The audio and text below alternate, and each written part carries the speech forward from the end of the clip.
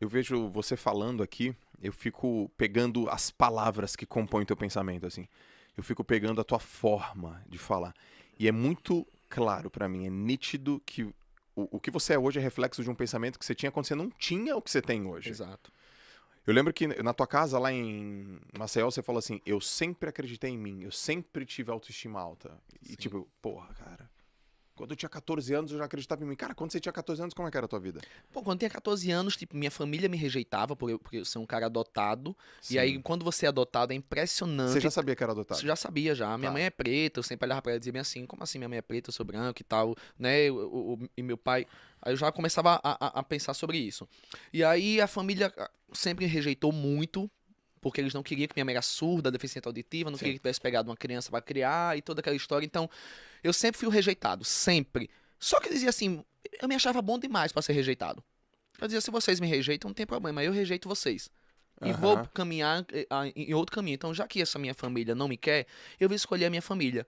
Então, meu amigo intelectual, meu vizinho Paulo, era o meu melhor amigo, porque eu achava ele mega intelectual e ele fazia parte de um convento na época. Ele começava a falar pra mim sobre livros, músicas. Ele dizia: olha, escute músicas boas, porque isso vai lhe ensinar a falar melhor.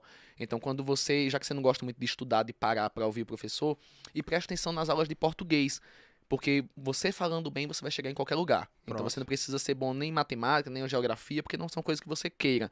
Então fale bem, porque falando bem as pessoas escutam.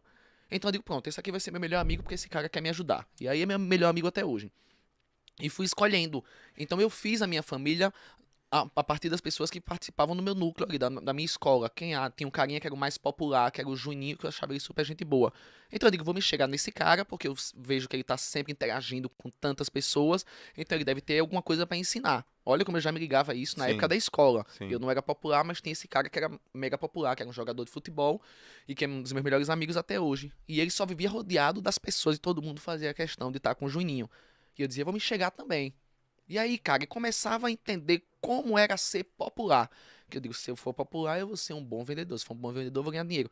Então já tinha essa. Tu já linkava. Já linkava. E aí virei um dos melhores amigos desse cara popular, então, consequentemente, fiquei popular. Mas isso muito claro, não era uma coisa tipo assim, eu deixar muito claro, cara, quero ser seu amigo porque eu acho você foda e quero estar junto aqui. E eu me acho foda também, vamos junto. Então, é um risco, porque às vezes a autoestima faz você ficar meio soberbo, né? Sim. Mas e aí era muito maluco, porque eu não tinha absolutamente nada, eu morava num buraco, mas eu me achava muito. Então, tipo assim, eu dizia, não, meu tempo vale ouro. Tipo assim, tempo de quê, cara? Mas isso é muito importante, Muito porque bom. assim, é uma determinação nas coisas que eu acredito e na minha energia que parece que não, eu vou chegar lá. E eu vou. Eu só olho pra frente aqui, ó. Mas de onde que veio isso? De onde que é o, de onde brotou? Qual é a origem desse teu jeito de pensar? É da tua mãe, é do teu pai? Eu acho que minha mãe é muito assim, porque era uma pessoa que apanhava muito na vida, literalmente. Eu via minha mãe sofrer muito, as pessoas machucavam muito ela, batiam nela por ela ser surda. Então sofria esse bullying, uma coisa que eu tive que proteger a minha mãe desde cedo. Então minha mãe levava pedrada, você imagina, morando numa periferia. Então minha mãe surda vendia geladinho, um Sim. flau, não sei como é que chama aqui, já já. Chup-chup. É, Não é isso? chup-chup, Chup-chup? isso, isso. Chup-chup. E aí ela. E as pessoas jogavam pedra nela. Eu já contei essa história algumas vezes, então eu já conto hoje mais sem dor, Mas, ô, porque cara, deixa eu entender. Quando você fala jogava pedra, é literalmente, literalmente literalmente eu vou pegar uma pedra, pedra do chão claro. e vou jogar numa Minha pessoa. mãe era tida como a doida da vila, por ela não escutar, então ela falava muito alto. Entendi. E as pessoas que têm educação nenhuma e os próprios vizinhos começavam a zombar dela, então minha mãe já levou pesada, assim, quase morre. Pesada literalmente, um marginal foi lá e deu uma pesada nela por ela não queria vender um chup-chup fiado. Então eu sempre tive que defender muito a minha mãe. Tá. Então, me meter nessas coisas. Então, isso me fortaleceu. Minha vida sempre foi uma defesa. Então, às vezes as pessoas se perguntam, mas o Carlinhos é muito assim, ele é muito nariz em pé. Eu digo, sou sim. Porque quando eu tinha o nariz baixo, ou tipo assim, quando eu pensei em ter o nariz baixo, quando minha mãe tinha o nariz baixo, a gente apanhava. Não ganhamos nada com isso. Nada com isso. Então, é diferente de ser uma pessoa ruim. Eu não sou uma pessoa ruim, mas eu não sou uma pessoa fácil de você chegar e nem que você vai enrolar. E nem que você vai tirar onda. Então, assim, comigo é bateu, levou. É muito claro isso. Então, eu dou uma mega distância para que as pessoas cheguem até mim, porque eu sei o quanto elas conseguem ser más, entendeu? E aí você acaba escolhendo, é a família que você escolhe. Sim. Você vai sentindo a energia, vai olhando nos olhos, e a gente sabe sempre quem são as pessoas boas. né? É muito claro, assim, a energia não mente.